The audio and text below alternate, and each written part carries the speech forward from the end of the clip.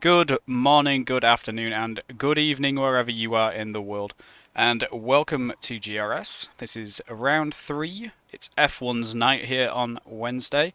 And we are racing a sprint race around the Jeddah Corniche circuit in Saudi Arabia. We've had quite a eventful couple of races so far from F3 and F2, to say the least. So, let's see if F1 gives us just as much entertainment over what is going to be 34 laps across both the sprint and the feature race. I'm joined today by Mitch Snape, one of our F3 drivers, who also drove an F2 yesterday, although I had to nurse a broken car. If you Yep. want to say hi, Mitch, and see what you are expecting to see today. Can I and go back to back for the first 3 races of the season, or will we see a new winner today? Well, I'm hoping for Iron to continue his streak, but since I'm a Haas fanboy, I'm hoping one of my Haas boys can pull through. But Iron doesn't really seem too confident today, so I want to see how this plays out. But I have a good feeling that he will pull through today. Yeah, it is a little bit of Sector 1 especially is a little bit of a wheel-dominated track here. There's not too much you can gain just by driving better, especially at a level like we have in F1, through 2 and 3. So all of that time loss is going to be Sector 1, and I mean, me and you both drive on controllers as well, and we know that it's not the easiest place to get the car around, with any kind of speed anyway. Yeah. Well, I'm hoping to see a lot of. What was F2 time? It was like a 28. 28.5 from Linus Schulze was our pole time yesterday. I hope to see maybe breaking into 27s, which I could see is possible, maybe. I expect we will see quite a lot of 27s, but let's jump on board with Dino, who's starting our first flying lap. One of our reserve drivers was McLaren in the first 2 races, has jumped over to AlphaTauri for this week. Gets a very nice run through 1 and 2, and then into turn 4, cuts nicely the inside and runs all over the curb on the entry into 5, which is the best way to take that, carry the maximum amount of speed. And here it's just balancing the throttle, getting as close to the walls and the white lines as you dare. And a very good sector 1 there from Dino. Little bit of a slide on the exit of turn 11, but manages to keep it in track limits. A 32.6 first sector, that's very good. With having the sprint race here, I'm not sure how many of you are aware of this, but the track does simulate grip based on how many practice sessions it thinks have been run on the track, so it's going to be a bit lower grip than if you were just doing this on a normal weekend Dino there, unfortunately invalidating. So let's jump on board with Luke, who is right behind him and on a flying lap. Luke is pretty mega around here, so I expect to see some crazy times coming out of the McLaren driver as he drops it into 21 and 22, I believe that is. Very nicely through there. You have to get as close to the wall as possible on that inside to carry the maximum amount of speed. And then this DRS curve is 23, 24, and 24, 25, and 26. Sorry, 3 corners in a DRS straight. And then around 27 keeps it out of the wall, unlike Max Verstappen in 2021. And up to the line, keeps it as tight as possible. It's a 28.4 from Luke. So his banker would have been F2 pole. And I am half a second off right now, so obviously that controller there not helping him out too much, as we kind of expected. Who's next man? Next man across the line is going to be Fraser Hart in the Haas.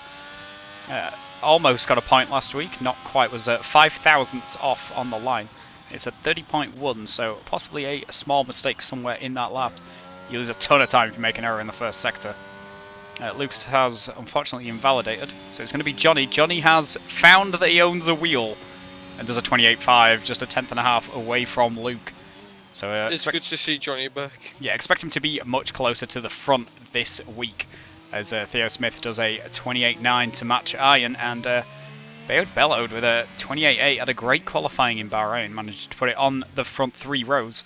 We'll be looking to at least match that, and then obviously has additional laps with the sprint to try and make up some places on the guys that are ahead of him. Quill is on intermediates. So, Right. yeah. So how GRS rules work, I don't think we've seen this yet, is you are not penalised for using a tyre quote-unquote not suited to the conditions. However, if you are using a wrong tyre, you are never considered to be on a flying lap. because you're going to be so far off the pace, like several seconds down. So if somebody cruises up behind Quill here on a flying lap, who's the Merc behind him? I think that's Quentin. Yeah, so Quentin is on a fly, but has just invalidated it. It was behind Quill on track. However, if he had cruised up behind Quill, Quill would have been required to get out of his way. Or get a blocking penalty, because you are not considered on a flying lap because you are on a tyre that is not going to set a representative time. Which I think is the fairest way to do it, so as long as you can find yourself a big enough gap, you are perfectly fine to do a run on intermediates and just get a bank time on the board so you can have something to aim at with your delta if you're trying to save some tyres through qualifying. Also, he said he got a purple sector 1, which is a bit wrong. Could you imagine if Quill got a purple 1 on inters? If he got a purple, I'm calling some form of cheat. Yeah, that would definitely be a grip hacks thing. That would be a little ridiculous. So Quill's going to go up to the line, and this is going to be probably somewhere in the 31s or 32s.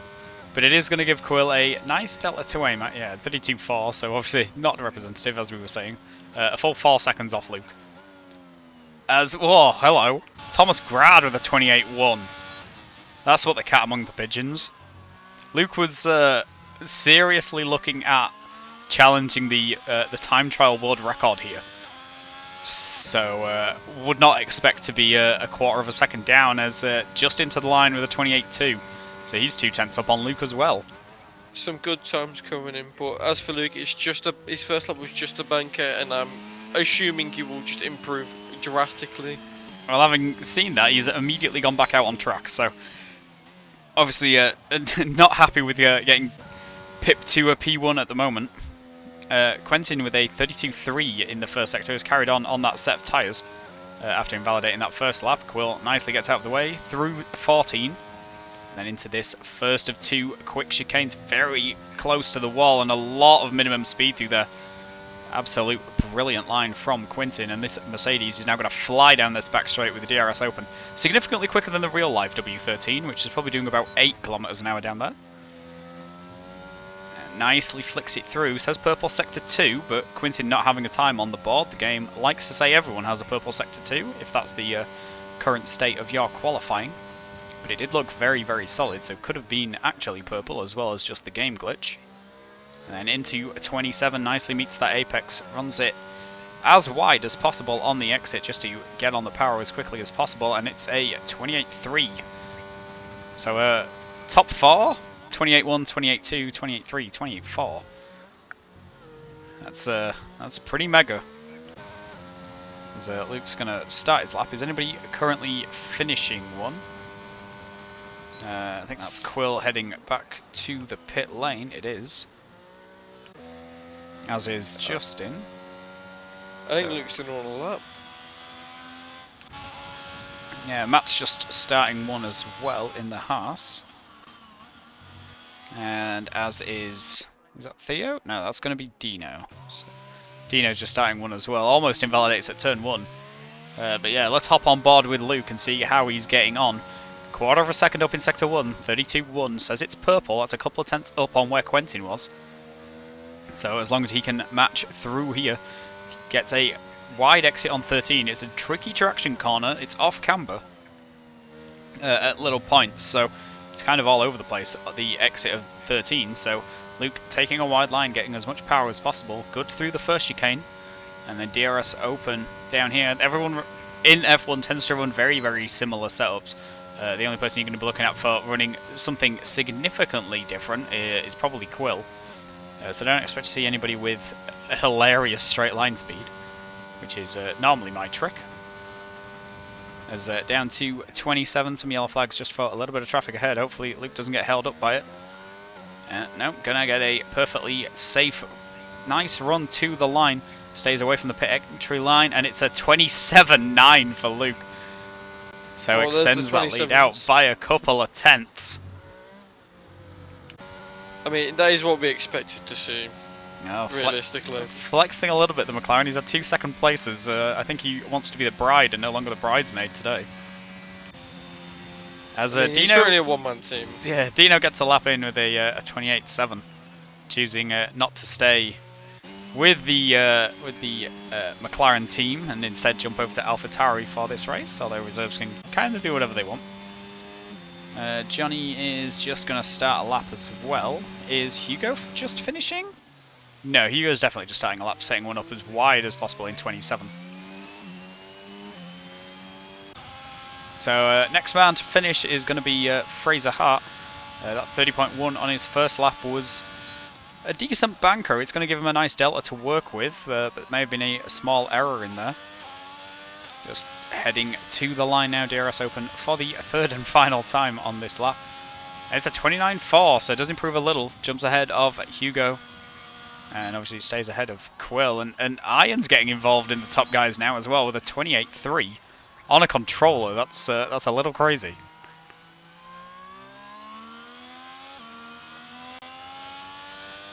As Martin Ivanov's just finished a lap as well, which has put him P10.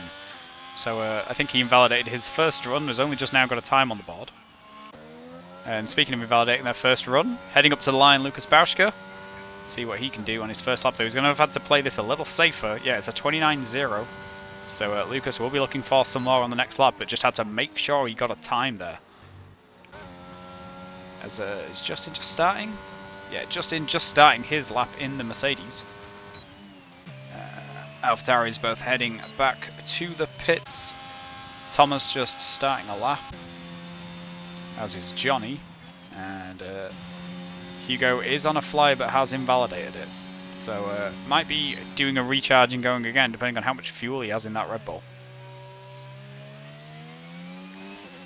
Although if he wants to go back to the pits to get some new boots, he needs to do it now. Yeah, Hugo heading in, gonna burn that third set of softs.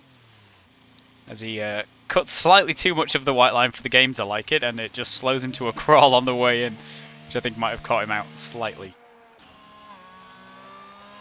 Iron and the Haas in front of him will both be heading back to the pits as well. Let's jump on board with Bayard Bello, who's it's about half a second down at the moment, but see what time yeah, he's a full second down, so I think he's just pushing to get back to the pits, get some new boots. George just about to start a lap as well in the Ferrari, currently last of the set times with a 30.1. He's out of fuel, actually. Yeah, he's out of fuel as well. So, oh, no, he's still going. he lost the pit lane. Oh, George! There's no penalty. There's no penalty for getting lost in qualifying. Just don't do it in the race. Yeah, actually we had this discussion earlier. Oh. I don't think George ever asked me at any point where's the pit lane, and I'm pretty sure he was watching F2 yesterday. So. As Thomas is going to be next man to finish a lap.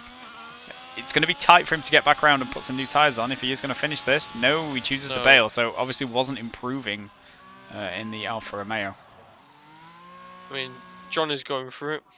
Johnny's now third, 28.1. Well, Johnny putting that wheel to good use.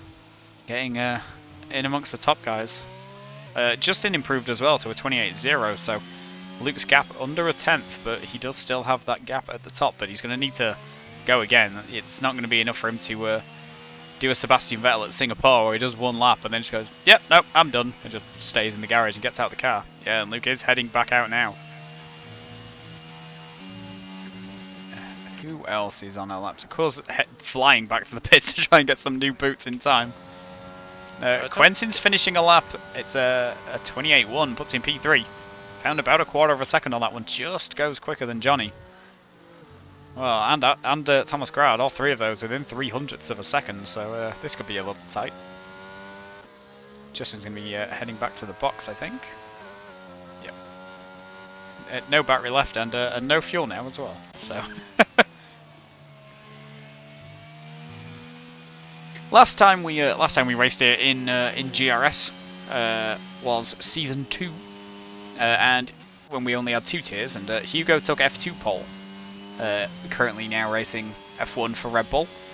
That race he had a 28.3, so he will be looking for more than this 29.5 he's on at the moment. Have to see if Hugo can find that. But I think the smart man to jump on board with to do this final lap of quali is going to be Luke. He's going to be first man out. I think he's just trying to avoid anybody crashing in front of him.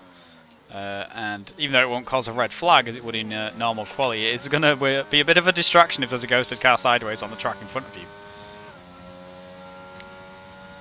So Luke's going to start on his flying lap, 207 miles an hour down into turn 1. Cuts a lot of that inside curb at both 1 and 2. It's the right line to take. It's going to straighten the corner out as much as possible, keep your minimum speed up. Good exit there of 2, and then cuts as much of this inside at 4 as possible.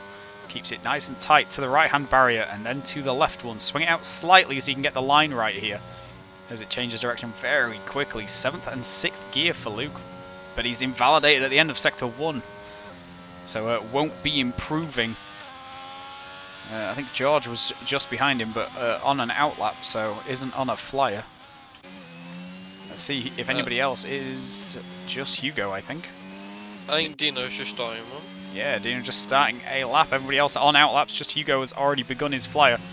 Through 4 and 5, very nice and tight to the wall, shifting up early into 6th gear, just to try and get as much minimum speed as possible.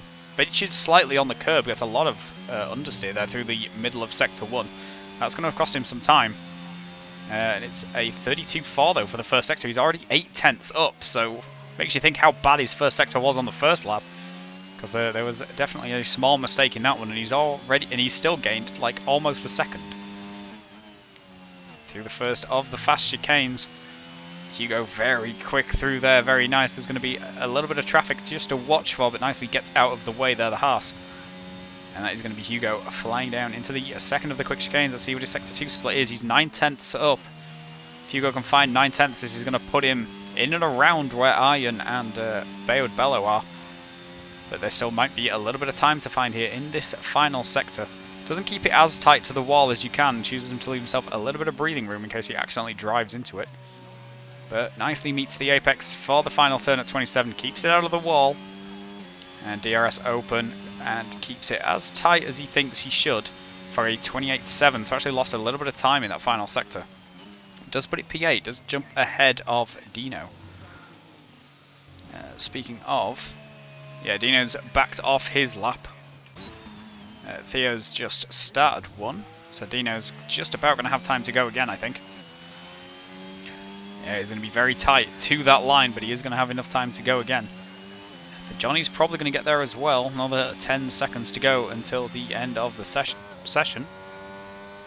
Justin's just about going to make it as well. Just 4 seconds to go. I hope this isn't... Now, Iron's invalidated, so won't be improving, and it doesn't make it to the line to go again. So that's going to be Iron's best. Yeah, unfortunately so. Oh, and I just swapped on board with Bayard as he's had a massive spin out of the first fast chicane and kind of beached it into a wall. He's just going to sit there, I think, and make sure everybody can go past without getting driven into by a stricken Alpine.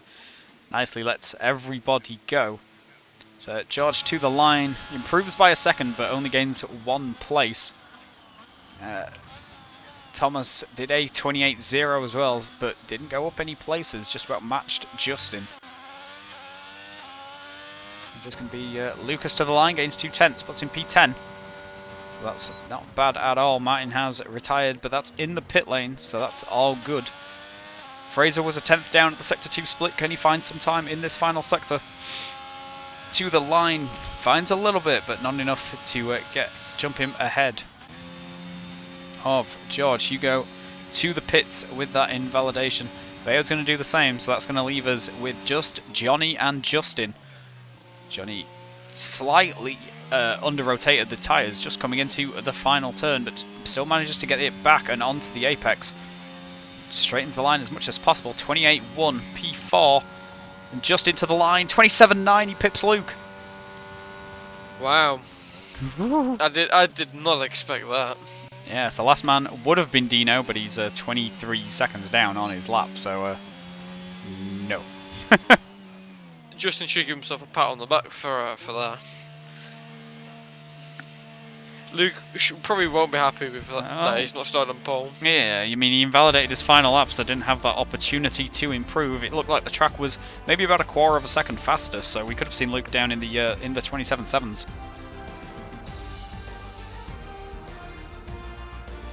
Quill asking if it's just them or if the track is super slow. Track is super slow, Quill. As I said, the game simulates practice sessions for track grip. So with it being a sprint weekend, there's only one, not the normal 3. But we're going to have a Mercedes and McLaren on the front row. Justin Chevalier just pipping Luke Mills. Then Thomas Grad and Johnny Foss, who now has a wheel. Well, he already had it. It was sat in his attic and was like, I don't think it works. Oh, wait, it does. So he's now on that wheel and puts himself P4 ahead of Quentin Hesch and Ian Bilbas on the third row. Ian's won 2 out of 3, 2 out of 2 so far. Can he make it 3 out of 3?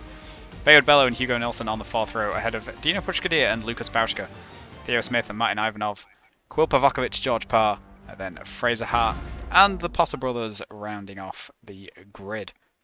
But, well, 9-lap sprint and anything can happen. We've seen plenty of changes happen on the first lap.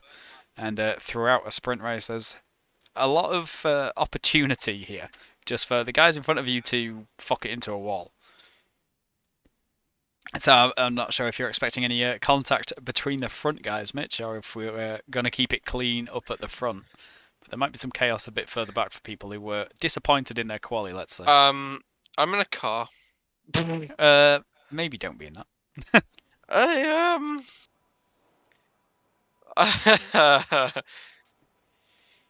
Just retire. What, straight? Oh, yeah, truck it. Yeah, just straight away, because it'll give yellow flags behind, but like, yeah. Just let everyone go off the grid and then just retire. I was gonna say, why am I in a car? Yeah, don't get one of your normal cracked starts, and then we'll be. No, good. no, I'm just gonna not even gear up. I'm gonna go at once and just stay. Yeah. Well, my race director's not playing, so I can't see what tyres people are choosing.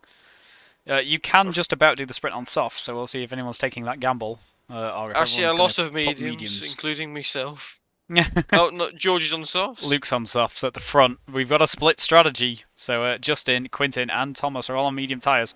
Luke's going with the softs. That's lights out, and away we go. Let's see what sort of start we can get with those softs. Johnny gets a lightning start, and he's going to look to the inside of Luke. Luke gives him space, but goes a little deep into the first turn, and that's going to give Thomas P2. And allow Justin to kind of streak away a little bit. He's already got a 7/10 advantage at the front. Luke there we go. has also dropped behind Quentin into P... sorry, just held off Quentin, I should say.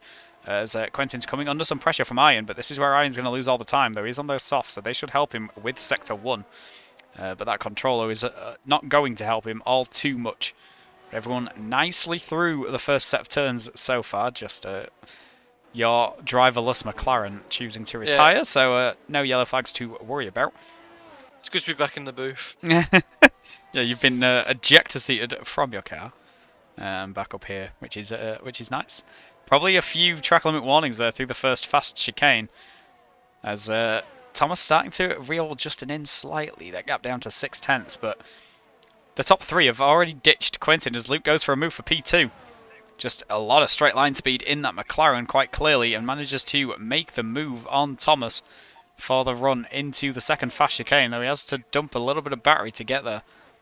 Thomas hanging on to more of the battery than the 2 ahead of him for now. I don't know if he's going to use that tactically later. But Iron's coming under pressure, putting Quentin under pressure. Sorry, manages to go round the outside of 27. That's a great move using the extra grip on those soft tyres.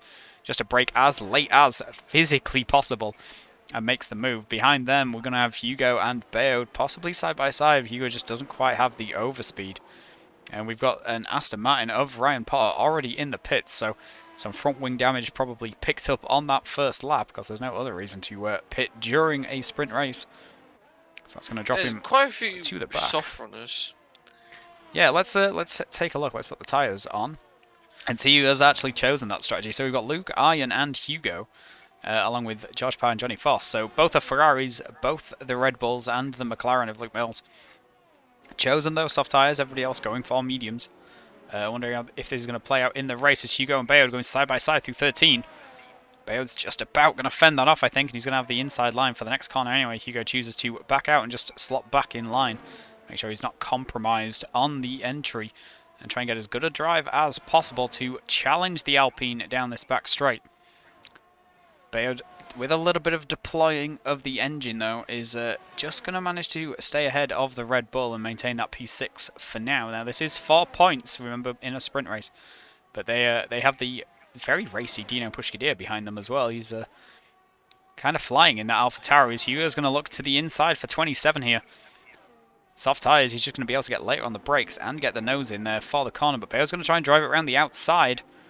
But Hugo just about manages to slot in front as Luke sets a new fastest lap and has managed to cruise up onto the back of Justin, almost pushing him to 1 and 2. Putting those soft tyres to use early on. And we are going to get the DRS, the drag reduction system, 3 zones here. And we're going to get them this lap as Johnny somehow dropped to 13th. I missed how that happened. Must have been a spin or a problem of some description. Yeah, I think he had contact off the start.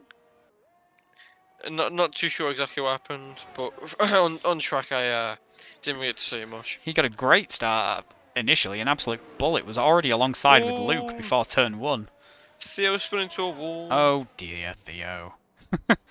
And we've got the Haas behind of Matt with a bit of a spin as well, so this might stop Theo losing another place.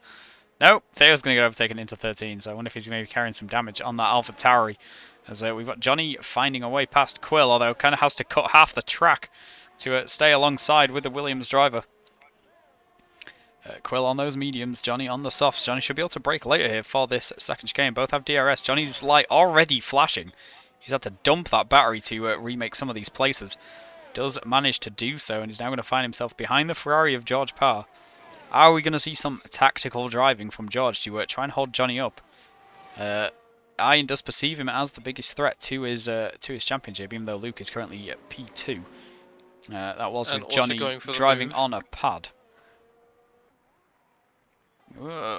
Yeah, Ian's getting alongside Quintin, but just about can't make his way through. Maybe going to try a little cutback. Doesn't manage to do so, but Luke has managed to take the lead and get ahead of the Mercedes of Justin. Luke's going to have another couple of laps, so those softs are going to be better than the medium tyres. Can he stretch enough of a gap to get out of the DRS? It's already up to 6.5, 7 tenths. 8 tenths now, a great Sector 1 from Luke. Just bouncing nicely over the curbs. If he can find another couple of tenths here, that's going to drop the DRS out and put Justin under pressure from Thomas. And kind of allow him to streak away a little bit, but Justin seems to get a good drive through 13. Both these guys have dropped quite a lot of their battery though, both under 30% already. Thomas sitting around about 50. As we've got yellow flags in the back for a Haas. That's Fraser having a bit of a spin on the exit of 13. I did say it's a tricky traction zone. And Luke very, very close to dropping Justin out of the DRS. But then that first zone flows into the next 2. And getting that rear wing open should mean he gets it for all 3 zones. As he just about managed to stick within at the end of the first zone. And then even though he was 1.1 behind, he's only 9 tenths back when they get to this detection point. So the first DRS zone, if you can just about sneak your way in, it just drags you towards the car in front, having all 3 back-to-back with separate detections. As Luke sets a fastest lap at 29.9. No point for that in the sprint, of course, but it's nice to be able to do that fastest lap just to show what kind of pace you've got. Put everyone else on notice a little bit. But 2.5 seconds now separates the top 3 from Quintin in P4. Quintin losing quite a bit of time, having to fend Iron off here. Yeah, looking at the race director, it appears that I believe Thomas has had a bit of contact off the start with Johnny. That explains why he's so far down the pecking order. Oh, interesting to see if that gets reported. It's the kind of thing Johnny would probably report.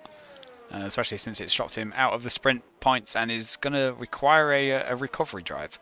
Although I have commentated on a Johnny Jeddah race before where he started last and missed out on the win by 7 thousandths of a second. So anything can happen in Jeddah.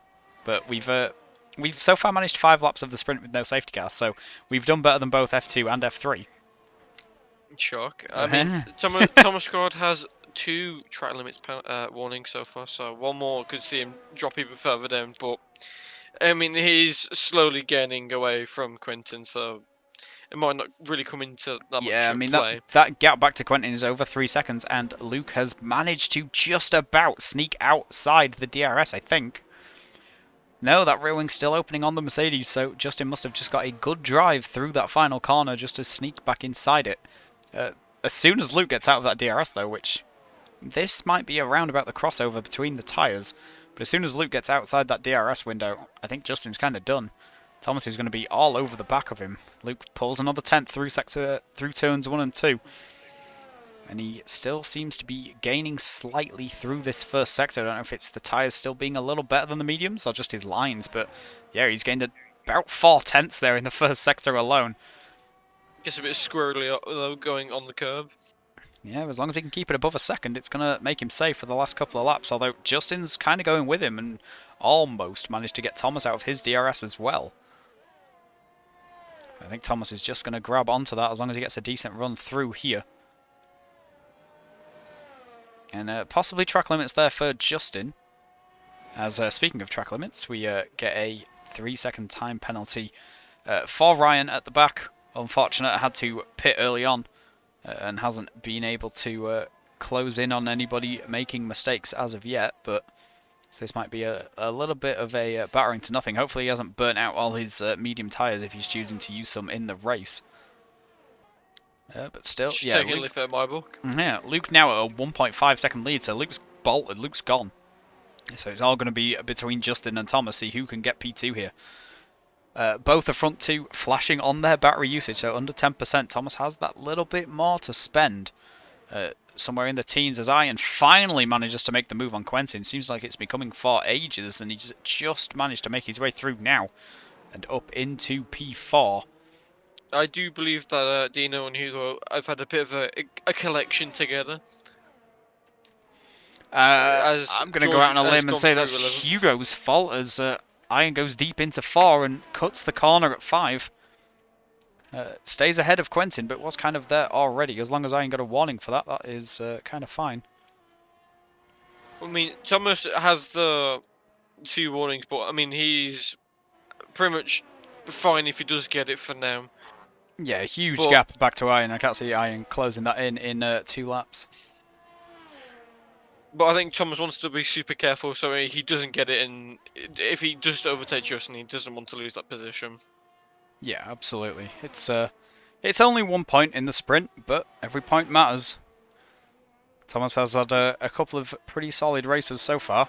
Doesn't want to throw any of that away by getting a penalty and losing a point as Martin Ivanov makes a move on Lucas Bauschka up into P7 for the Alfa Romeo driver. Had a couple of good sprint races last season. Just unfortunately didn't quite have the required consistency for the full race distances. As Quinton makes the move on Iron and dive down the inside. Bayard's going to be all over the back of this. Question is, who got DRS? Iron got it. So Quentin's going to be vulnerable into turn 1, and here comes Bayard as well. This could be 3 wide into turn 1. Quentin tries to fend him off. Bayard's got that inside line. Can he make it stick? No, Quentin just fends him off, but he's almost forced him into the wall. Bayard got a bit of a slide out, and I'm pretty sure tapped the wall to straighten the car up, but seems to have got away with it with no damage. There's no puncture on that rear left anyway. So I'm a bit surprised that ended not as bad as I expected it to. That would have been chaos anywhere else. That's just showing how good our F1 drivers is, but Bale gets a great drive off the end of Sector 1. He's going to look for a move down the inside of 13, maybe. Yeah, I think Quinton just tapped Quinton tapped the inside wall, and that made the car very unstable, well, shall we say. Not the best line. I mean, we'll have to talk to Luke to see exactly what the best line through Sector 1 is, but I'm pretty sure hitting a wall isn't it. Bayard is basically pushing Quentin around the track now, but Quentin is going to get that DRS assistance from Iron ahead. So it might be able to just about fend the Alpine off. As Thomas kind of holding station here, half a second, behind Justin. So might be happy with P3. I might be looking for something on the final lap as Johnny and Quill have both managed to overtake Lucas Bauschka as well. Aston Martin down to 10th place, and that does put Johnny back in the points. So he's going to be looking for a point right now, but no DRS, and Quill's going to be pretty close to the back of the Red Bull. As Thomas does make the move into turn 1 on Justin. Justin has to cut turn 2.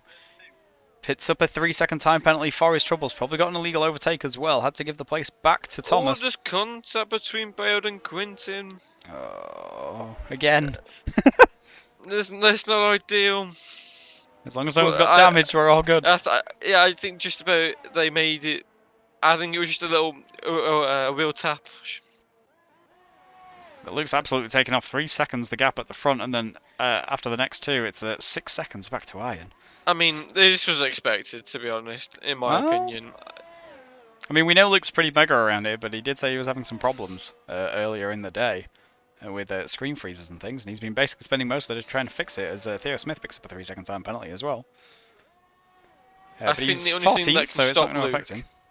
yeah, the only Is thing that Luke. can really stop Luke is Luke or a safety car. Well, we can't get a safety car on the last lap, so this is going to be an easy cruise to the finish for the McLaren driver.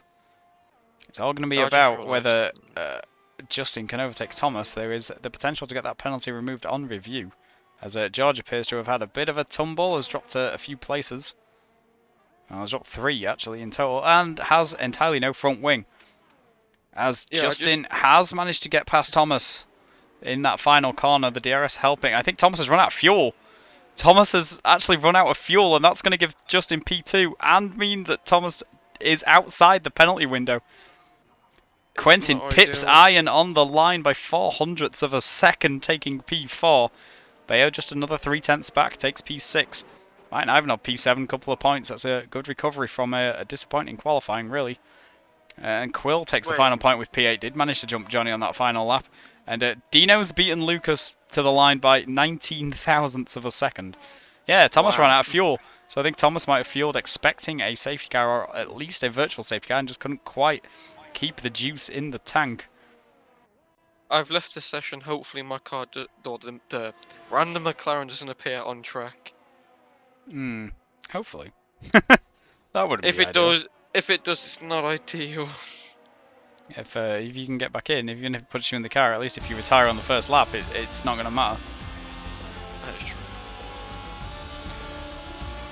true. Oof.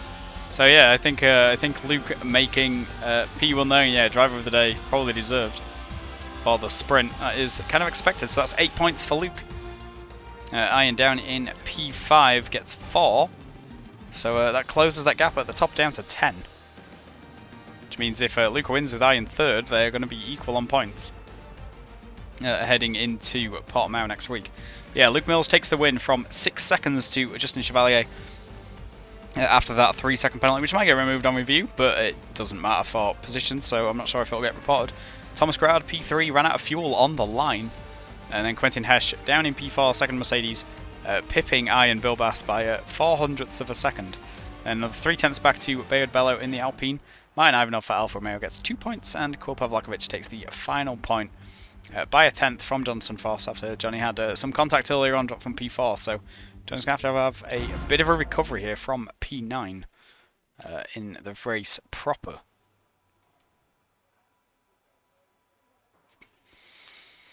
But let's see what happens in terms of strategy. Are we going to see anybody starting on the softs?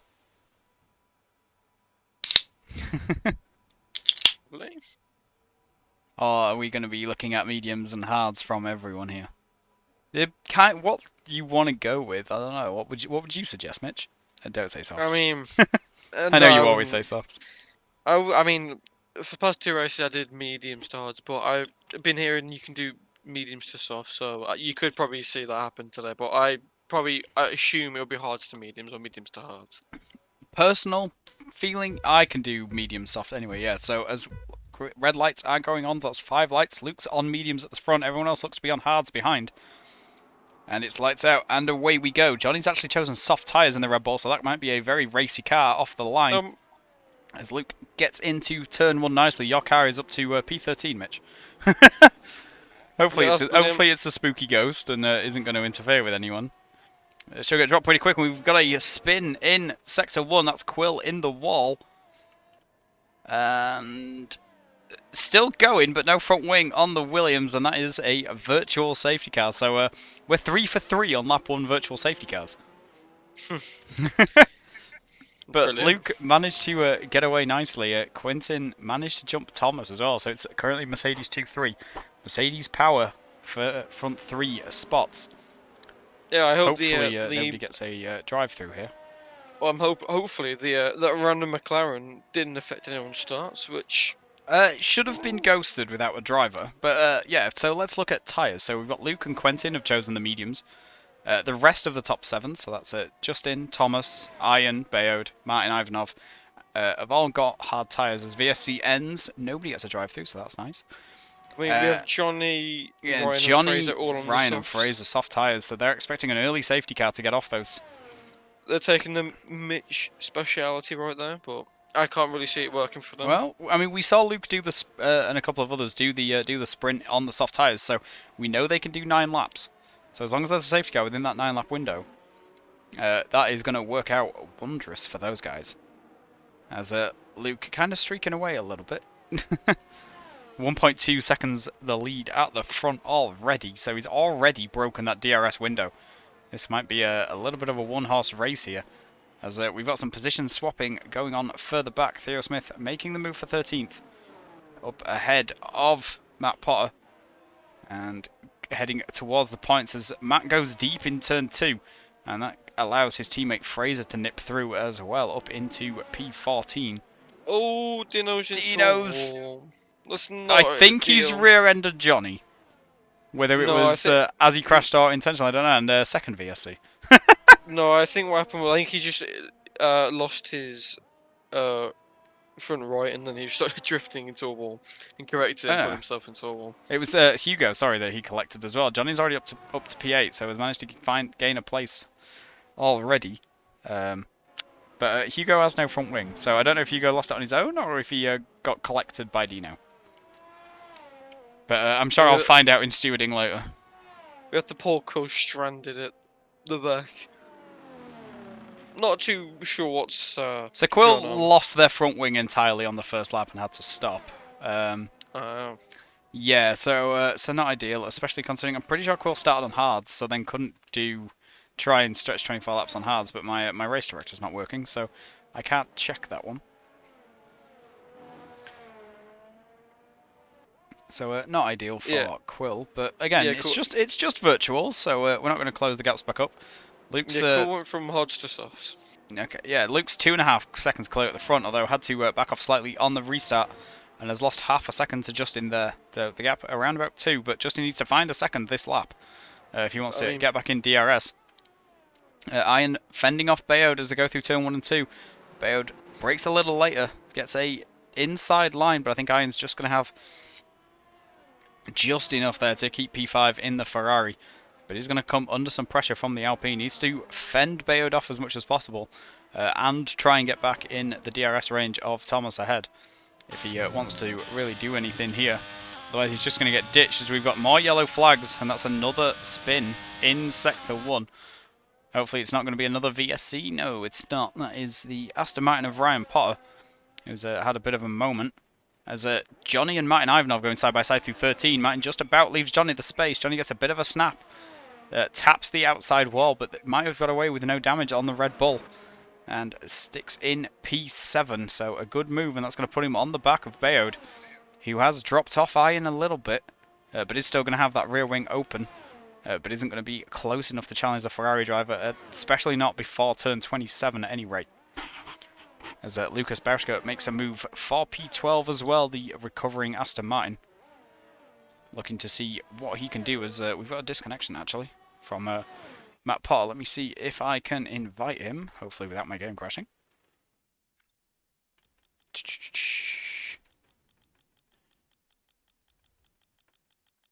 Wherever he is on this friends list. Aha, that would be that one, I think. Possibly, yes. So that should get him back in. Hopefully he can join on that invite. Luke sets a new fastest lap gap out to 2.7. He's just gone, hasn't he? He's just left. He's in his own race now. I mean, like I said earlier, the only thing that's going to stop Luke is Luke. Well, that one safety car that could be caused with the. Yeah, but I think Luke being on the mediums, he's going to get the best of both worlds if there is a safety car. Because at this point, the likes of Justin and Thomas, if there's a safety car, they can't really pit. Not unless they double pit. Oh, we've got a double spin at 13. Johnny and Bayode trying to go side by side. There seems to be a little bit of wheel banging between them. And somehow they've pirouetted in sync. Neither of them hit a wall. Which is impressive. I mean, Bayo's still 8th, and Johnny's unfortunately gone down to 12th. Yeah, I think Bayo just managed to 360 the car a little better.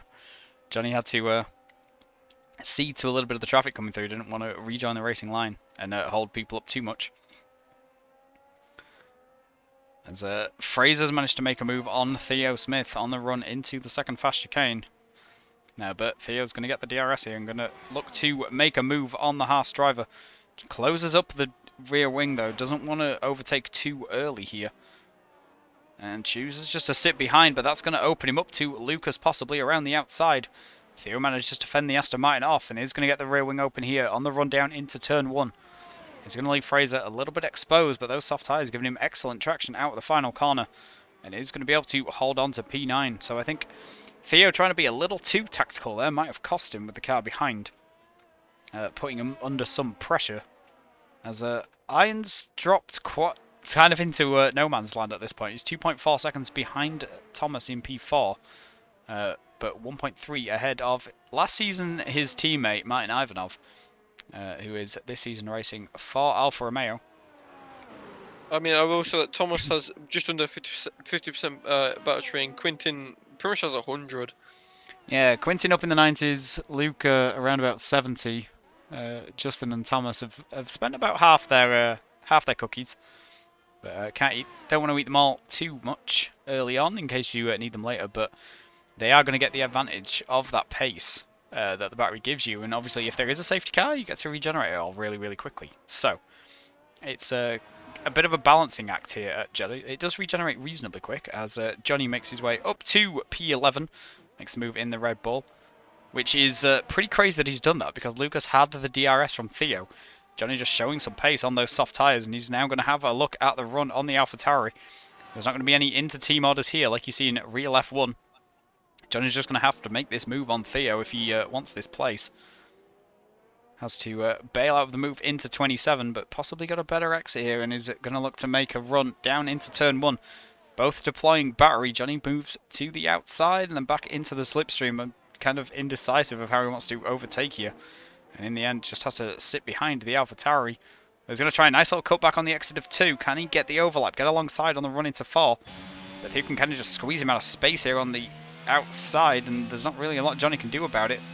He's overtaken off track there, I'm pretty sure. He kind of needs to give that back, I think, and he does. Interesting place to give it back, Johnny, I'll say that. Hope that didn't scare Theo too much as she's slowing down on the racing line, as you've got a Haas in the wall behind. That is... Well, I think he retired on track now. Retired on track. Yeah. So that's going to be a penalty, but it's not going to be a safety car. See, So that's only fine. I can do that because I'm not meant to be here. Not you. Yeah. You're allowed because you're not supposed to be in a car. As Theo gets a 3-second time penalty trying to fight with Johnny. But Luke's 4.5 seconds clear out front. He's just on a time trial now. As the Mercedes are going to be fighting behind, most likely. I just swapped to Quentin and it was like, no, you will watch Luke. I'm like, oh, okay. Yeah, so just half a second separating the Mercedes, and Thomas is closing in slowly but surely on these guys as well. 1.1 back. Both Quintin and Thomas both have 2 warnings, so it's not exactly ideal. Yeah, they need to play it a little safe. And speaking of playing it a little safe, Martin Ivanov has closed up to the back of Ian Bilbas. These guys both on hard tyres, so looking to do the same strategy. And let's see if Martin can make a move on his teammate from last season. Iron's going to be a little vulnerable through Sector 1 if Martin can find a way through. Hard tyres and a controller and heavy on fuel is just going to make it very difficult to maximise through here. You just see how much closer to the white lines and the walls Martin is comfortable of getting being on a wheel. But Iron manages to fend it off for now, not really a way through. In Sector 1, it's not the easiest place to overtake. But runs a wide line through 13 and we'll be looking to get somewhere else as Quentin does pick up that 3-second time penalty. And in doing so, Thomas has got on the back as well and is going to get the DRS. He's going to get that rear wing open in the other Alfa Romeo. So both Alfa Romeos looking to make a move here in the top 6 if they can. Although Quentin just seems to have more straight line speed in that Mercedes. So it's definitely not the real W13 and has managed to drop Thomas out of the DRS. So probably just running some lower wings as Theo Smith makes the move on Fraser once again. Down the back straight. Fraser's burnt his battery, taps the wall on the exit of 23. And that might open him up a little bit to Lucas Barishka behind. Oh, Ivan on the wall. Oh, dear. That's That's a big smash, and that is going to be a full safety car. See who bails in. George is carrying on. I think he wanted to pit and just noticed it too late. Bayard stays out as well. This is perfect timing for Johnny in the Red Bull, though. He's going to come in. This could be mediums, it could be hard tyres. Both will get to the end. It just depends on how confident in his tyre wear it's going to be. So it is going to be medium tyres on the Red Bull. So Johnny confident in his ability to get those things to the end. I think we're going to see mediums on Lucas Barishka as well. A new front wing for Theo Smith and some medium tyres as well. So Fraser possibly with the advantage here, taking hard tyres, 17 laps on them. The mediums are going to be a little square come the end. But those hards are going to be right as rain with 17 laps on them. They're maybe, at most, maybe 3% a lap on wear. And that's on a bad day. So it's going to be pretty safe for him. I think we're going to see all of the leaders coming in here. George missing the pit lane and Bayard as well isn't going to hurt them too hard because Luke was already past where the safety car parks up and waits for you on the exit of 2. So they're all going to be driving at Delta for a lap anyway. Luke's probably going to be punching it. The one thing he probably didn't want, he got. Hugo's got 3 seconds under safety car. So, speaking of getting things that you don't want, how have you done that, Hugo? And that wasn't even coming out of the pit lane. We know it can be a little dodgy sometimes in terms of getting warnings on the way out of the pit lane. Although it might be, actually.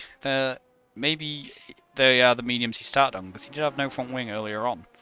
So he could have gone back onto his starting mediums. Maybe he only had the one set. It could only be Hugo to get a penalty under a safety car. If it's warnings on exiting the pit lane, though, they can get removed. Luke and Justin are in. Quintin speeds into the pit lane. That's 5 seconds. Although seemed to be before the line when he got that penalty and is going to get held by his teammate slightly as well. I wonder if this is potentially going to lose him a place up to the Ferrari of Iron, and I think Iron's going to jump him in the pits here. Oh, yeah. Just about. Iron jumps him in the pits. Thomas just about stays in front of the Ferrari. A little bit of a double stack, maybe lost George a bit of time as well. But was already the last of the guys that hadn't pit.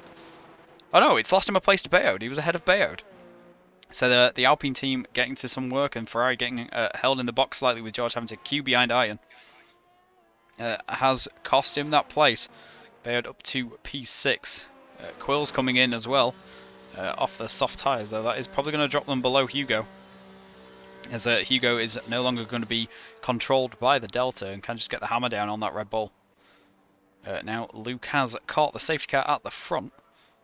Although quite a lot for Ryan to catch in the Aston Martin, so this could be out for a while. As Hugo does manage to jump Quill up into Ryan's lost his front wing. P13. Oh, and Ryan's just crashed into a wall. I don't know if that's intentional or not, dear. but I'm just gonna clip that. Yeah, good idea. I'm a bit baffled. I was gonna say he's gonna have a hard time getting that. It would have taken a while to catch up, but you know, he could have done. I was gonna say I feel like he could do what he did in F2 and just leave me stranded. Only if he spun when it was thinking about coming in. Yeah. So the reason it did that is you spun the moment it got to the Sector 3 line where it was like, is everyone in the train? Do I restart? And then you fucked it. And it went, yeah, near enough. Yeah, sod him off. He's obviously not catching. Even though I have pit here before. From, I think, P3, just as the safety car came out, leaders ended up behind it going into turn 3. And I was on the back of the train by the end of the first sector. So the safety car not good through sector 1 here, so you can gain quite a lot through there if you are closing it up. Expect to see Quill pretty much on the back of the safety car by the end of sector 1, even though they're just coming around that long curved DRS zone. So it will be ending here at the end of this lap, and we're going to have 15 to go to the end. Will we survive another safety car? As let's just check some fuel loads. I think everyone's probably positive now. Probably didn't underfuel too heavily, if at all. Yeah, Quentin's on plus 2.5 laps, so probably wants to try and burn some of that off. Bayard's on the same as well.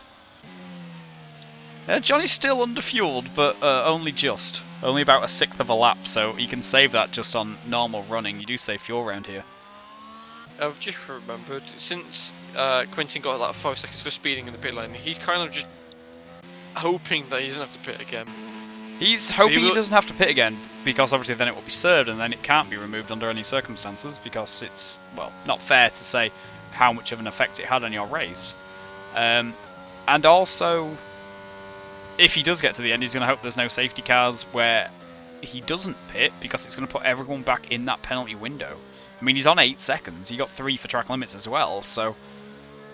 I mean, 8 seconds here, if there's a very, very late safety car and he has to stay out for any reason, that could drop him out with the points completely.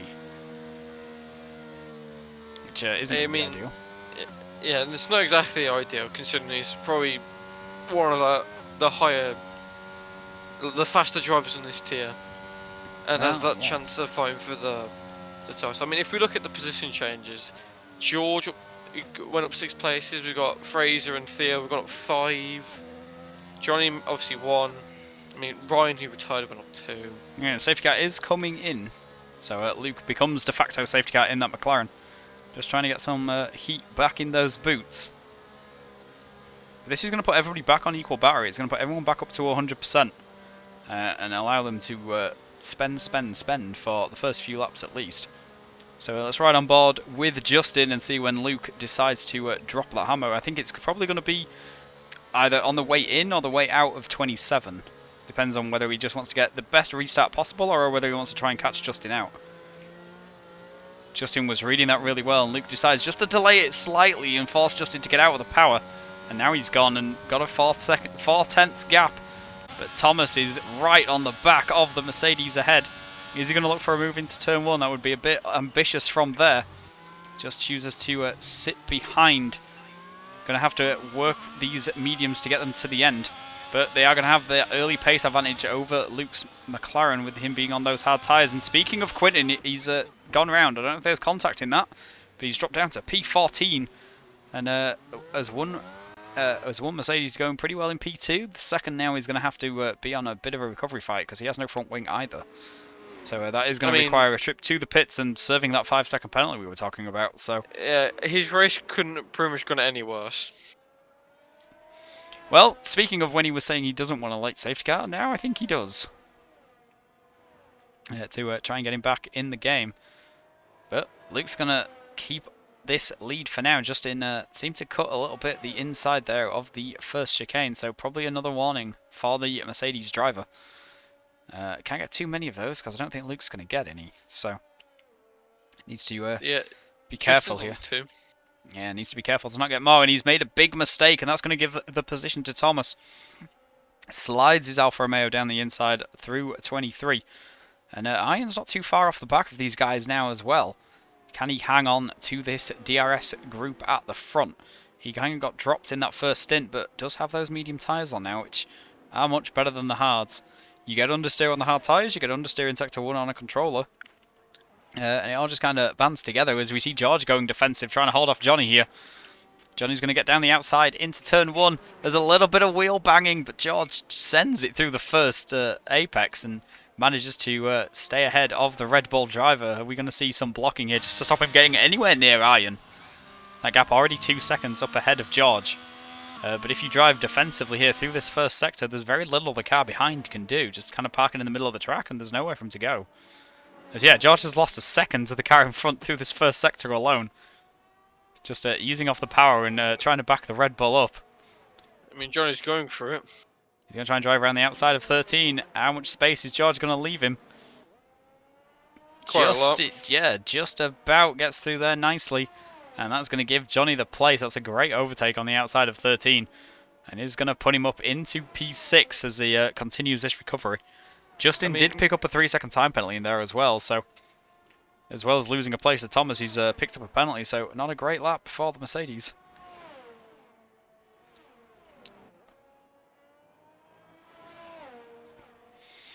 Oh, also, I've just noticed Quill's carrying rear wing damage in the Williams, so that probably explains why they're still sat down in 13th. Although I'm quite impressed that they haven't fucked it into a wall yet.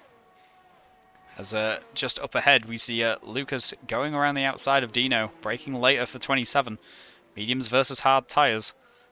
It's a nice little move, and we've got Fraser and Theo Smith side by side up ahead. Theo gets a great exit out of 27 though, and manages to take the place before the start-finish line with an ODRS, so a great exit from the AlphaTauri. Lucas going to have to try and find a way through the Haas as well. Dino gets a bit of a snap through turn 1, but manages to keep it all pointing the right way, and all the bits still attached to his car.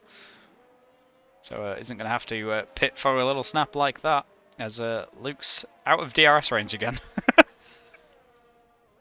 But Iron's managing to stick in it, just about. I mean, Justin did kind of go wide and cut a bit of the track. He should have probably got a warning. I wouldn't surprise me if the game doesn't, because you can absolutely abuse that. Yeah, a to little your advantage. bit. But I mean, if And, he he lost didn't. time to Iron, it's all fine. And Yeah. but Iron has just dropped out of the DRS, although I think he may have just been in it at detection. It's going to be very tight. No, doesn't have that rear wing open on the Ferrari, so didn't get the DRS, but has managed to close in with a little bit of battery usage down this straight and should have it here for As the we second go zone. back, Theo's making the move on George. George backs out because I don't think he wants to be Whoa! able. There's Oh, there's a spin! star sideways flying through the back of camera. That's Fraser. Probably Well, a here little we bit of go, contact there. Hugo, Lucas, and Dino 3 wide. Oh, there was Anquil's here. Oh, Quill's turning up. They're gonna have monstrous straight line speed with that rear wing damage. As Hugo leaves them space on the inside of 27, he's gonna get a better drive with having all the aero parts attached. But here comes Quill with that rear wing damage. Look at that, Williams! Pass It's one. been What did he fired get? out of a What is it? cannon. No. Oh, Lucas sent it as well. Oh, Lucas and Hugo side by side through one. This is close racing, but it's all fair and It's above clean. board. It's more. It's Considering what we've different. I'm seen, not used to considering this. what we've seen this week, this is great. These four are going to be nose to stern as Bayard picks up 3 seconds as well, so penalties starting to rack up now. Just Luke, Thomas, Ian, Johnny, George, and Quill in the top 10 without penalties. So It seems if the starting to rear wing rack up. damage isn't really affecting Quill. No, I mean, that's my telemetry saying they've got rear wing damage, but maybe it's incredibly minor, or Quill's just kind of figured out how to drive with it by this point. I'm pretty sure they did get it on lap 1, so they have had half a race to adapt. And, Lucas. oh, spins. Lucas! Is that damage? I don't think so. I mean, he reset the track, but I mean, he had no one to really obstruct, so. No, it's still 5 and But 1. yeah, yeah. I'm saying his car looks fine. Okay. Oh, we've got Dino in a wall, and that's half his front wing vanished. And that's going to give Quill another place. They're just arriving on a plate for Quill. They were P13, I think, at the restart, and has just made up places for fun. I'm saying everything's going well for them. Yeah, as we've had a swap near the front. Justin managed to overtake Thomas. Thomas, without that DRS, was a little bit of a sitting duck, but the DRS has managed to drag Justin back within that 1 second window of Luke. As Dino pits. Obviously pitting. Half a front wing left on that AlphaTauri. Not ideal. The Red Bull boys are out in the pit lane as well. I wonder who they were supposed to be waiting for. Because I don't think either of them are coming in. Maybe they're just T-posing. As Lucas. They're stood waiting, looking like a. So I wonder if Lucas did pick up damage from that spin, potentially. Something irreparable. Didn't have to try and fight with it. So that is unfortunate for the German. But we'll be looking to pick up some points in Portimao next week. Hopefully for them. As Johnny's on the back of Bayo now. Bayo's got 5 seconds to iron. And Johnny's going to look for a move in the Red Bull. Can he get up into P5? Well, that 3-second penalty isn't going to help. But Bayard's got one as well, so this is still a race for position. As that rear wing's going to open on the Red Bull, but I don't think it's quite as broken as the one in real life. We're not going to see a 30km/h overspeed here. But there is going to be a decent one from the run here through 24, 25, and 26. Which is so dumb that that's a DRS zone. He's got 3 corners in it. Johnny goes. The front 3 have no battery left. Yeah, they've been kind of spending to get away from iron, I think. They don't want iron anywhere near them. As Johnny's going to get that rear wing open for the run into turn 1. It should be able to get the pretty open and shut move. Chooses to try and pin Bayard on the inside to not allow them that line. Bit of wheel banging, but Bit of wheel banging, but leaving each other space nicely. And Johnny does make that place all nice and clean and board, and he's now going to want to try and get the hell away from that Alpine and chase after Iron. as Justin cut, I don't know what turn that is again, but I think he lost time. But I will say they're doing well to keep up with Luke this time. Luke hasn't been able to extend. Yeah, the left-hander at the end of Sector 1 is turn 11. Turn 11. I mean, I just realised that Luke's on the hards whilst Justin and Thomas are on mediums. So they need to really overtake Luke, because the longer this stint goes, the better those hards are going to be compared to the medium tyres. The pace differential between them is almost a second, I would say, at the beginning of the stint, and then obviously it gradually comes back until the hards become the better tyre. They just don't really drop off around here. Thomas is, I mean, he is DRS, but he has DRS. Yeah, he was just about in at detection, just in, I think, just trying to do everything possible to try and make the move on Luke here. Luke's going to have to either deploy some battery or go defensive here into turn 1. If he wants to deploy keep this place. invisible battery, and yeah, he's Justin flashing, Justin isn't, so that's going to give the Mercedes the lead. But if Luke can hang on to the Mercedes here, this race is going to come back to him as we go further into it, as Thomas picks up 3 seconds as well. So Luke can just sit here at this point, and both the guys around him have 3 seconds worth of penalties. It's falling into Luke and Iron's hands, right? Yeah. As long as Iron can stick close, forward. But he's already dropped back 2.5 seconds and needs to keep more of an eye on Johnny, I think. Yeah, Iron at a disadvantage on that controller, but needs to keep an eye on Johnny behind, I think, just as much as the cars in front, as Theo picks up another 3 seconds. So not ideal for the AlphaTauri, although he has gained 8 places in the race, started at P15 for this race, so he's on a good drive at the moment up into the points. But getting penalties isn't going to help, as they're going to have to deal with the missile that Quill's got in the back of that Williams. Quill, the kind of person that does run lower wings than everybody else thinks is sane. So having a broken ring might make it 10 times worse for everyone around him. So, I mean, I've seen a lot of the setups around here tend to be somewhere in the mid to low teens. Maybe like 14-12, maybe 16-12, depending on if you want that bit more front wing. I ran 18-12 yesterday. I felt that was just a little bit nicer with the controller. Did some messing about in time trial and in Grand Prix mode to find that. But Quill's the kind of person that might be running somewhere in the realm of like 14-8. So with no rear wing, that's more like 14-8. So yeah, gonna be a bit of a missile in a straight line. Is dropping Hugo as well. Hugo was right on the edge of DRS that lap, and is now 1.7 back, and is going to come under some pressure from George behind. See if the Ferrari can make a move through the first sector, although George has burnt through his battery, although you don't really use it in this first sector anyway, so it's not going to hurt him too much for this part of the lap. And then he's going to have DRS to maybe just do a bit of recharge later on. I wonder if that's what Luke's doing, just sort of sitting behind Justin a little bit, recharging that battery, ready to go again later on. If 10%'s recharging, then yeah. Well, I said recharging, not recharged. That's what I mean. Luke just needs enough to make the move later on, really, just to try and get that place on track, just on the off chance Justin gets the penalty removed. It's not something you want to rely on in-game penalties, as Dino picks up 3 seconds, and Hugo has to cut the inside of the second chicane. But George is still going to have DRS, so that tactical taking a warning didn't really help there, as the Ferrari is still going to be able to put the Red Bull under some pressure. And Iron's managing to pull out away from Johnny a little bit, so I wonder if Johnny's made a mistake. That gap up to 5.5 over the fight for P4. But Iron not really pulling any closer to the front 3. They are going to have DRS ahead of him, which is just going to help them out. As Luke's still pretty close on the back of Justin, but not looking to make an overtake as of yet. And George just kind of hanging on to Hugo here. I think Hugo definitely has more pace in that Red Bull. That tyre advantage showing again, mediums versus hards.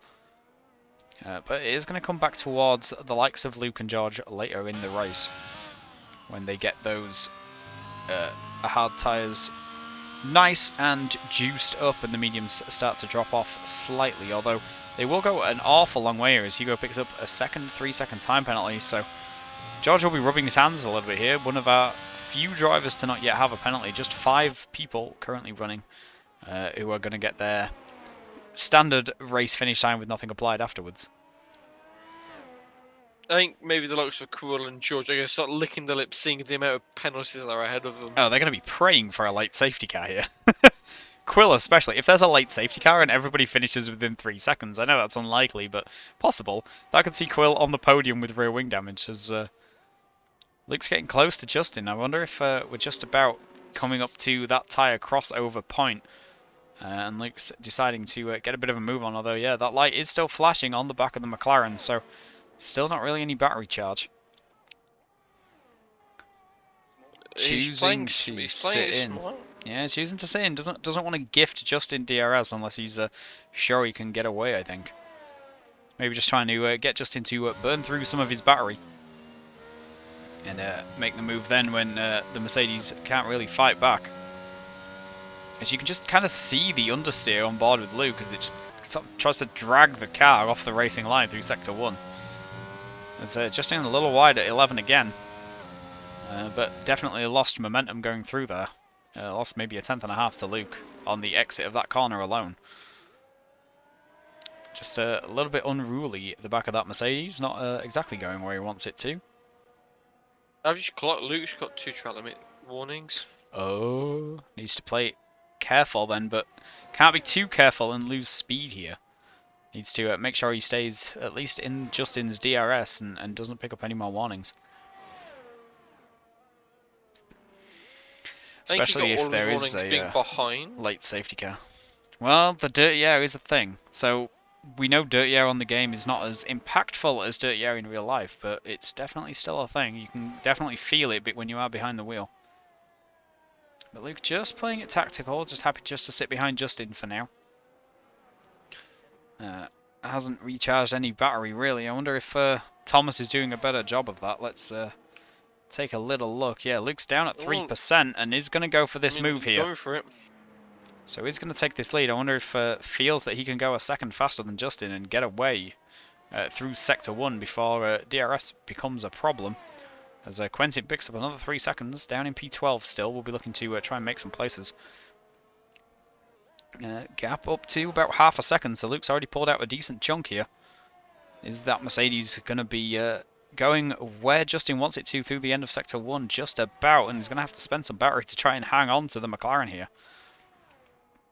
But he only has about 18% himself. Thomas has done a very good job recharging, up to almost 30%. So Thomas is slowly creeping up to the back of Justin. Yeah, Thomas just playing the long game here, just trying to get as much battery back as possible for the last couple of laps, I think. And 3 seconds they have back to Iron now, who's still pulling away from Johnny, although Johnny appears to be carrying a little bit of front wing damage. Might just be a little shark bite, maybe missing some aero components on the end of an end plate. But it does seem to be affecting his ability to take Sector 1, as Iron's starting to pull away a little bit. But this front 3, Justin and Thomas, are hanging on to DRS of Luke for now. Although that gap, even with the DRS assistance, is still above half a second as George makes a move on Hugo.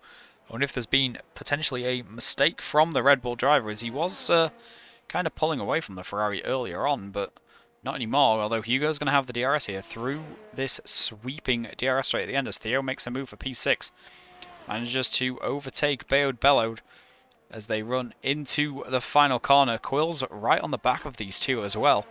Theo might have to go a little bit defensive and tried it, but Bayode's going to retake the move, although Theo's going to fight this around the outside. That becomes the inside for turn 2.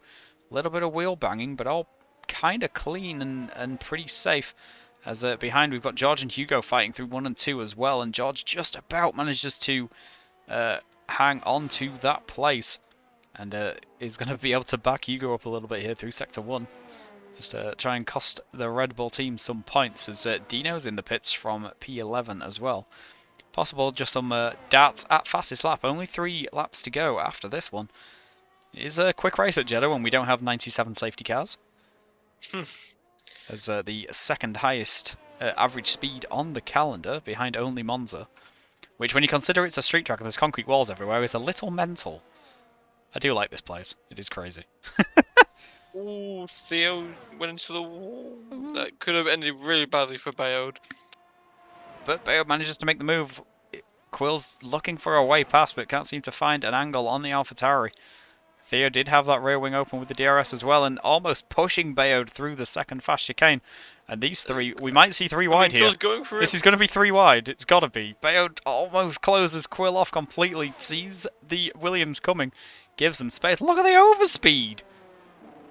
That rear wing damage is playing wonders for Quill's strategy. They might do this every race at Jeddah from now on. Just intentionally get rear wing damage on lap 1, and find your way up to P6. Theo, with the deploy and the DRS, can't seem to make a clean overtake on the Williams. He's going to have to do it on the brakes. Oh, and there's a bit of contact between Quill and Bayo. Bayo just stuck his nose in there, trying to almost force his way past the Williams, and has managed to do so. Oh, that's Theo in a wall, and that's out of the race, and that is, I think, too late for a safety car, though. So we're just going to be racing here with that beached AlphaTauri in Sector 1. Hopefully the invisible marshals manage to get rid of it before our leaders get back around there. As Luke stretching that lead at the front now, out to almost a second, 9.5 tenths. But then the DRS kicks in this second half of the lap and just pulls the chasing cars closer yet again. And yeah, Theo's car has now disappeared from Sector 1, so we're not going to get any of these battles interrupted as Quentin picks up a 0.4 fastest lap. And he's going to pick up a position when both he and Dino reach where Theo crashed. So that's going to put him P11, so just needs one more person to have a crisis, and is going to be back up in the points as well. But, well, half a second lead at the front. Iron's still in sight of these guys, just 4 seconds the gap behind. So if they start fighting a lot, this might drag Iron back within that penalty window.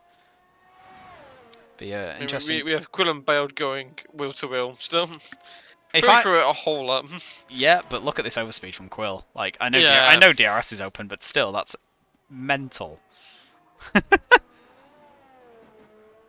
mean, I wouldn't put it past Bayode to still try and fight for the position. Well, Bayode's going to have the DRS, which is going to help them hang on to Quill at the very least. But, well, with Quill's straight line speed, with that rear wing damage, it's not going to help as much as they probably hope it is.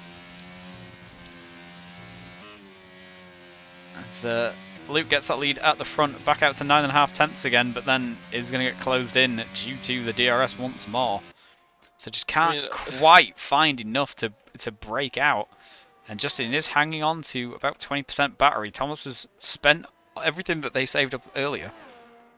Kind of hanging on to Justin. So I wonder if Justin was just easing the pace off slightly, just to make sure these mediums went to the end when they had the lead. And now he's pushing flat out now. Luke has managed to re-overtake. The gap down to 4 tenths, but I think it's still going to be too far back for them to try anything into turn 1. Justin again, just hanging on to that battery, doesn't want to spend it here, even though we are heading on to the final lap. So it's all going to come down to this. Can Luke build a big enough gap here in Sector 1 to hold off the Mercedes behind? Both the cars behind Luke do have time penalties, but they both just pulled a second on Iron in that last lap, by the way. Get back up to 5 now. So they both have time penalties behind Luke, but there is always the potential that some warnings get removed, and those time penalties go away. So Luke will want to win this on track, and is right on the cusp of breaking DRS. If they can get a better drive here through 13, Justin takes a faster entry and just manages to maintain the speed on the exit as well. Closes in about half a tenth through there. And is spending little bits of the battery, just sipping it just for now. And here we are going to see some deploy. Did he miss the DRS? Yeah, he just missed it. But then spends up that battery to get back in it. But I think this is going to mean Luke is going to be safe here. As Iron's gained a couple of tenths on this lap, but isn't going to get close enough to be in that penalty window unless Thomas goes for something a bit mental into the turn 27. So at 8 tenths the gap, Justin spends the last of his battery to get on the back more of Luke, but isn't going to be close enough to make a move here. There's going to be nothing to spend in that Mercedes. And even that rear wing opening, the run to the line is not long enough. There's a bit of a weave from Luke to the line, and Justin as Thomas as well, which completes our podium. So Ian, after winning the first 2 rounds, finishes P4, though this is not an easy track for a controller, so he'll be happy with that result, I think. Johnny takes P5 after a good couple of recovery drives he had to make, but it's definitely back in some sort of title fight with that wheel. Quill takes P6, very, very well managed. Rear wing damage there as Bayard eventually comes home P7. Although is jumped by George, so good points for Ferrari. We're just going to be waiting now on Hugo coming home for P9. Rounds turn 27, the final corner. These guys did all pit and put some shiny tyres on, so I wonder if we're going to see any new fastest laps here. Hugo doesn't seem to get it, but let's have a look and see if Dino manages it. Going to come home for the final point. Can he steal the fastest lap in the process and make it 2? No. So I think Quentin got the fastest lap actually earlier on. Let's just go and take a quick look before Fraser finishes. Yeah, Quentin does have the fastest lap with that 29.1. Dino about 3/10 off. Leaders on 131s, but they did only make the 1 stop under that safety car and then go to the end. And Fraser's going to round out the finishes in P12. But, well, you never know. Penalties and all that could find them in the points, although would need quite a lot of penalties to get there. So much calmer than the first 2.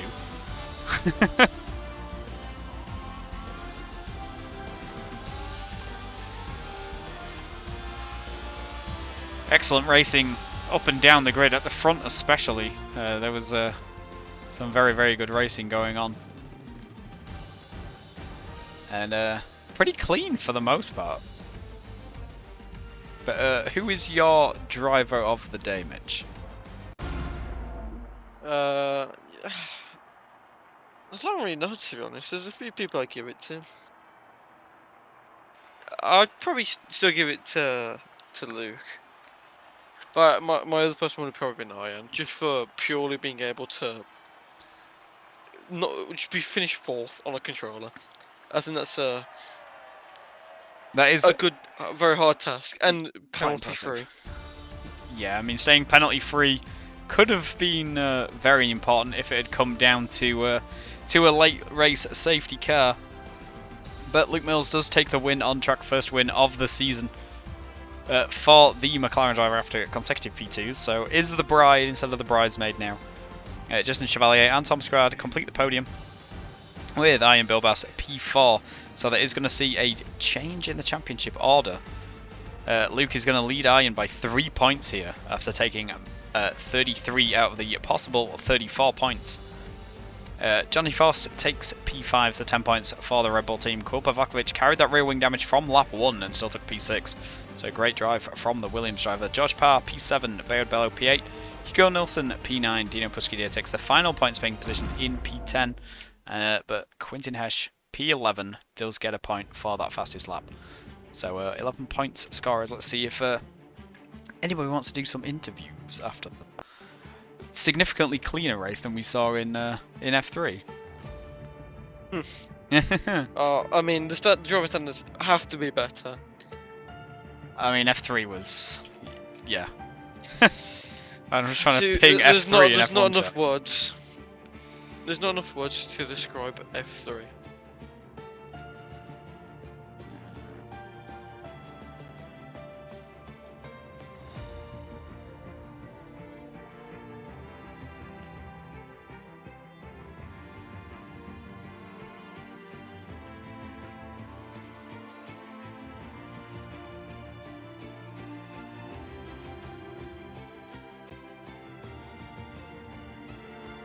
Luke says he's joining, so that's a good start. Yes. So, congratulations, first win of the season. 33 out of a possible 34 points, just that fastest lap stolen towards the end by guys at the back pitting on softs, as always happens. How did you feel the race went from your point of view, and how did you find the hards? I tell you something. That like, I genuinely think I drove a perfect race almost. like, I don't think I could have drove pretty much any better than that at all. It was my pace felt literally I made like 2 mistakes the whole race, and yeah, I wasn't too happy about the safety car because I was going to go for the medium softs since, well, that's the best strategy at Jeddah. But you know, it forced me onto the hard tyres, which I was expecting just to get destroyed off the restart, be like, I don't know, 4th or 5th or something.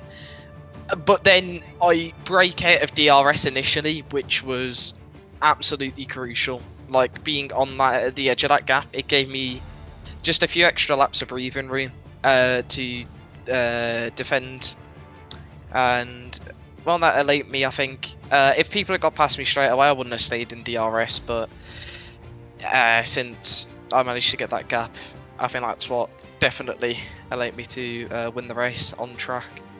Yeah, that first stint was extremely strong pace. Kind of as soon as you broke out of DRS, you felt fine, and then obviously the safety car came out and kind of forced you to have to do that work all again. And then hards against mediums, it wasn't going to be easy, but you managed to make it work, which kind of shows the pace that we were sort of fearing at the start, and I think that everyone saw in the sprint race as well. Yeah. P2 just in, so a great result for the Mercedes team.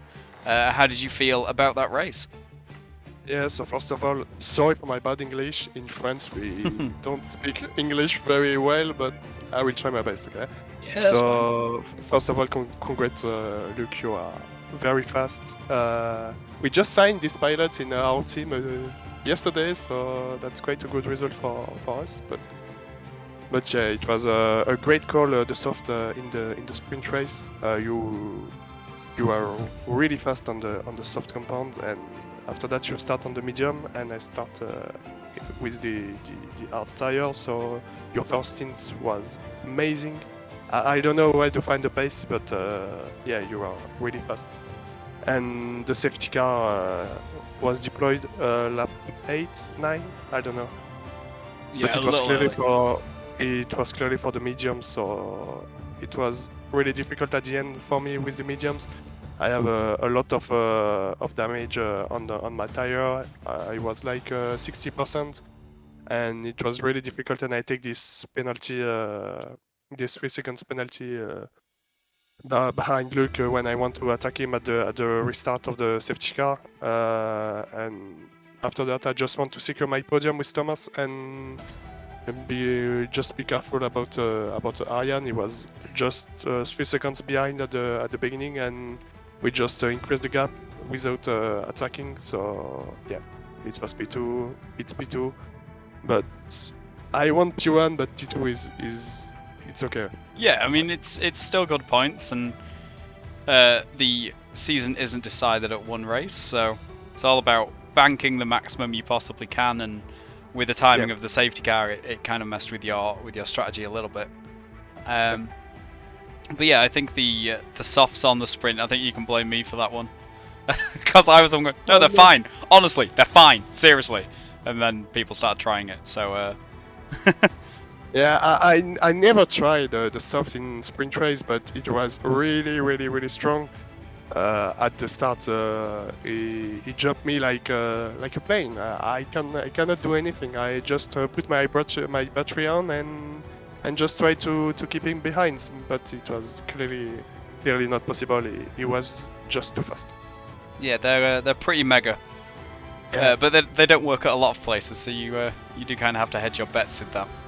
Yeah, but it works because he was fast. In fact, it's a great driver around Jeddah. I practiced with him yesterday, and we made a sprint race in medium compound, and it was really close. So that's why I thought he's gonna be starting in medium, but he just starting soft, and I'm fucked up. But anyway, congrats to him. Yeah, it's still, like I say, still good points. I don't think Thomas is joining us, so I think we will leave that off for today there. Thanks for a great race, everyone, and significantly cleaner than the last two we've seen. just the one safety car. Although a couple of early VSCs. Yeah. So I think we'll leave that off there. Make sure you are tuning in to GRS for Mondays, Tuesdays, and Wednesdays, 7 PM UK.